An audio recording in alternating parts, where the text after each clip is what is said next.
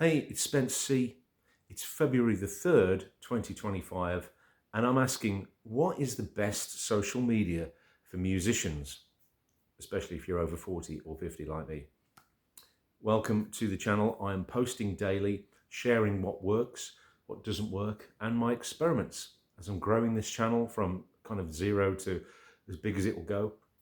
And I also am drinking water. I'm not going to do the whole thing, but if you want to take a sip of water with me, it's very important to stay hydrated, don't you think?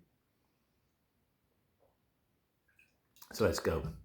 Today's video is about what is the best social media for if you're older musician. Well, I'm not going to do a reverse countdown, and I don't think these are kind of necessarily. It's very what I'm about to say is obviously based on my own preferences, based on my own sort of situation and my own sort of experience. Everyone's got a different opinion, but this is mine, and I'll try and explain why.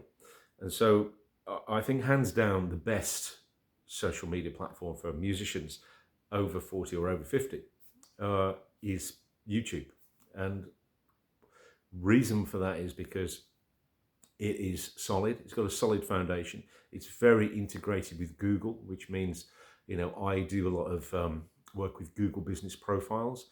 So if you have a Google business profile, you're a musician or you're a music business, then you should have an optimized Google business platform, and you should include video on that. Now, if you do include video on that and you're putting putting videos up on YouTube and including that in your Google business profile, they go together like hand in the glove. So the one will promote the other. So there's a lot of synergy with Google and YouTube. So that's one good reason. The other reason is that obviously you get to a certain point, then you can get monetized. So when you put your videos out, they attract adverts, AdSense, and you can get paid depending on what niche you're in. And obviously if you're music, you're not going to get as much cost per click as, or a CPM rather, as if you were doing finance, for example, which tends to be the top end. But however, you still, when you put videos out, you still will be like investing. You're buying what's called digital real estate. So every video you put out, over time, they will accumulate. And once you get to the money monetization threshold, then obviously that results in money. So there's that reason. Obviously, there's the shorts thing as well. That's also a way to monetize. And I just think it's more of a stable platform. I think it's just more sort of widespread. It's more universal. It's very flexible now. There's a lot of tools that they're adding to which make YouTube very versatile. And yeah, I just think for all the reasons, it's just such a solid platform to be on. Especially now, you know, we've all heard, you must have heard, around things like TikTok, based on very shaky ground. I mean, TikTok, let's talk about that for a second. I think the reach on TikTok is phenomenal, still is. And I think for musicians, it's a great tool to use. I wouldn't put all my eggs in that TikTok basket for the simple reason is that, yeah, it's very unstable as to who's going to own it and whether it actually gets to be, to actually exist in the US, for example. And if the US pull it, then other people might follow suit. So the fact that it's Chinese owned and all these reasons why it's quite new still. It's probably the newest out of all the social media platforms we're going to talk about today. For that reason, I would still use it because, like I say, it has got phenomenal reach, and there is ways to monetize it, especially if you're doing lives. And I see a lot of musicians doing really well with lives, especially if you're busking. And if you've been watching these videos, you'll know I'm very pro busking, and I see a lot of people doing well on that, doing lives and getting paid. And again, it's not huge amounts of money, but it's money. You know, it's still, you're getting something back. I guess the downside of that is it's so saturated, and it's such a kind of a quick feed of a platform that unlike YouTube, where you know you look up and you can go back to videos and see videos from years ago, on TikTok it's really, everything's very new, you know, and it's not really easy to access archives, and for that reason I'd say for the older musician, then I would have it in the toolkit, but I wouldn't, like I say, put all my eggs in that basket. Now, Facebook is coming back. If you've been keeping up with the press and the news, you'll hear with everything that's going on in the United States, Zuckerberg is tying his wagon to the Republican Party, isn't he? He's getting in bed with Donald Trump, and he sees the opportunity there of if he plays ball, he's going to get a lot more kickbacks. He's going to get a lot more support from this government because Trump is very pro-tech, as you know, with having Elon Musk in the cabinet or in his, whatever they call it in the US. So, and he's kind of dangling this carrot, is Zuckerberg, saying that he's going to go back to the golden days of Facebook when the algorithm was so much better, you know, where if you've got like 1,000 friends and you put a post, then 1,000 of your friends will see it, whereas now you'd be lucky to get like 20% of your fans or your followers, friends would actually see anything that you put out unless you put money on it. So he's kind of talking about that. And of course, he's obviously got a lot of competition with TikTok. So I think Facebook's good for the over 30s, 40s, 50s. And I see a lot of artists do well on there as well. And again, particularly because it's got a very good live facility on there. And you can archive the live stuff. You can download it and do stuff with that. And of course, the ads platform is very robust. They've got so much data on Facebook.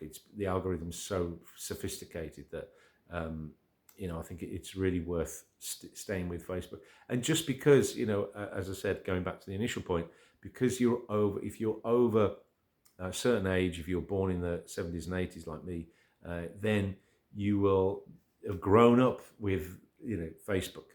That will be the first social media platform you came to. If you're a Gen Z, then obviously you probably wouldn't have. Facebook would already have existed. It would be old hat by the time you got to it. You'd probably more of a TikTok, Snapchat kind of person. So I think it just makes more sense. It's probably more comfortable for people our age to go on Facebook. It's more familiar, and like I say, it's been around a while. It's not going anywhere, Facebook, even though they've changed the name. People still call it Facebook, even though he's tried to change it to Meta. It hasn't really stuck, but. So yeah, I think Facebook is definitely worth a shot, and obviously connected with that is Instagram. I see a lot of saturation on Instagram with the musicians. I think it can still work. For me, it seems too saturated, but I guess that's just my point of view. So I think in order so far we've got YouTube closely followed by Facebook. I would say to use. Instagram coming up in third. Now, I spend a lot of time on LinkedIn, and I would say that is a great platform for B2B. So if you are a musician who is, let's say you want to get into sync, then that's a great place because you can access sync supervisors. You can find them out very easily on there, and you can get into their DMs quite easily and start a conversation with them. So if you're professional in that way, if you're a producer, if you're a composer, if you're sort of in the B2B kind of thing, then it's good. If you're an artist who's looking to hit up publishers or producers, then I think it's a more grown-up platform for that, and I think it's very good for that. There's no better platform for that. So I would put that high up there, but they have been trying to get video to work on it for a while, and everyone keeps saying our video is going to be big on LinkedIn, but I haven't seen that yet. I see videos on there, but I don't see anything popping off yet. Certainly not with music. So maybe it will come, maybe it won't, but I see it predominantly more as a text picture B2B platform. And if that is you, then yeah, I think for networking, it is second to none. So I would have YouTube as your sort of social media, getting your marketing and your visuals out there, backed up really underpinned with LinkedIn for your networking, and then some Facebook going on for general stuff. That's how I position it. Now, you've got other things like Snapchat, which I have never used it, so I'm not going to talk about that. And there's probably many other sort of social media platforms that are, I've never used. They're out there now. X used to be Twitter.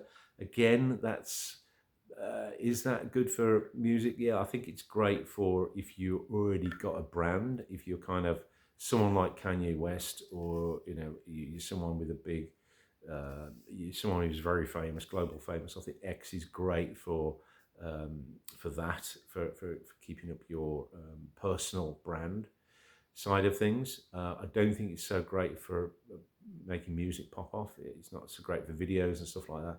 But like I say, if you're all about the brand, if you are, yeah, someone with a big personality brand like Kanye West, I'm trying to think of the people who are very outspoken. They do well on Twitter X. And of course, let's talk about Rumble, because that's another video platform.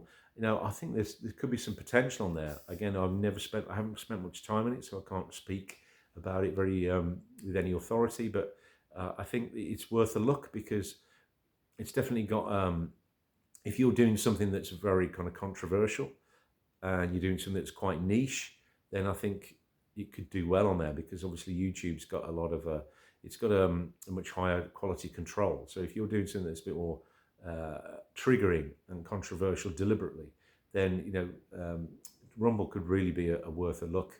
I'm not sure of how it works with the getting paid for videos on there, but I'm aware that there is a payment program on there. But like I say, maybe that's something for another video.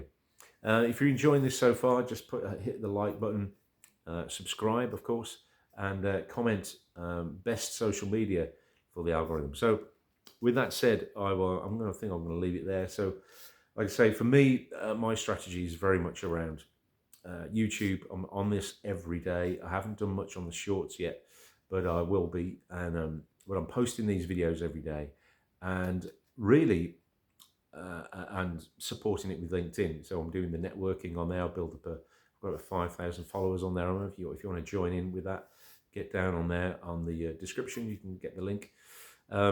And then, yeah, I'm sort of Facebook for personal stuff, really. So I'm really using YouTube and LinkedIn.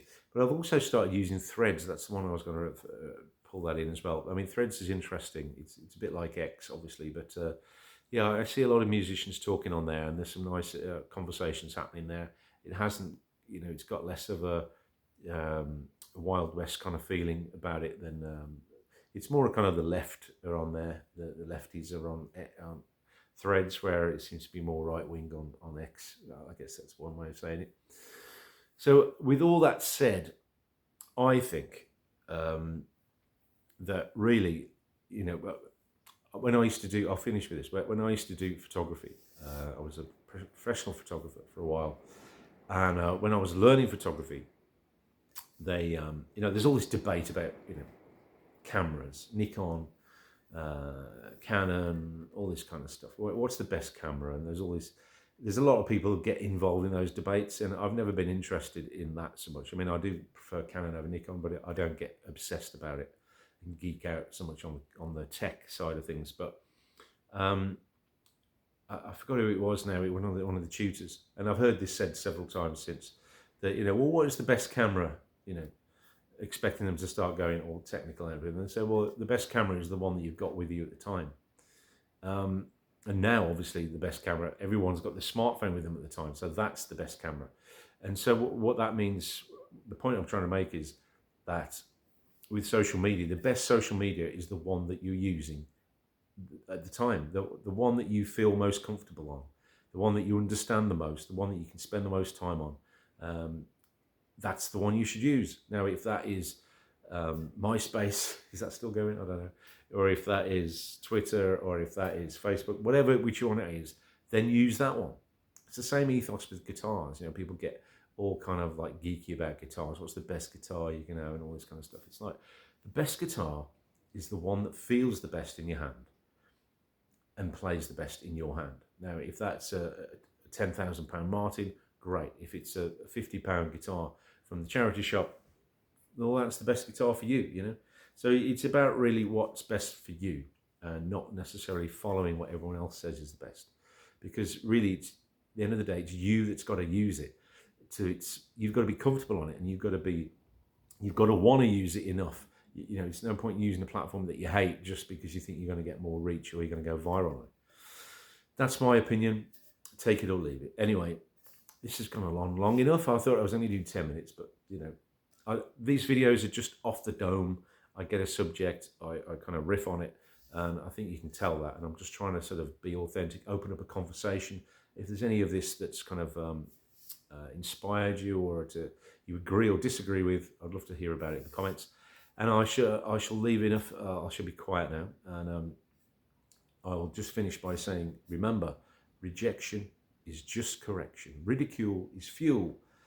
And resilience leads to brilliance. Cheers. See you tomorrow.